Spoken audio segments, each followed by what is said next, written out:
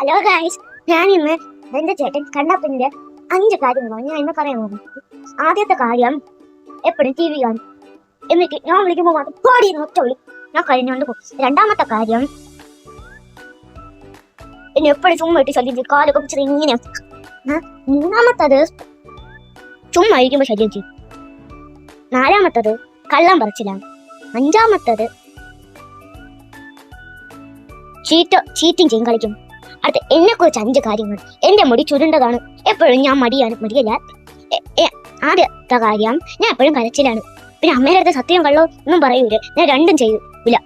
ഞാൻ ചിലപ്പോ രണ്ടും ചെയ്യും, ചിലപ്പോൾ കള്ളം പറയൂല, ഇപ്പൊ മാത്രമേ കള്ളം പറയുള്ളൂ.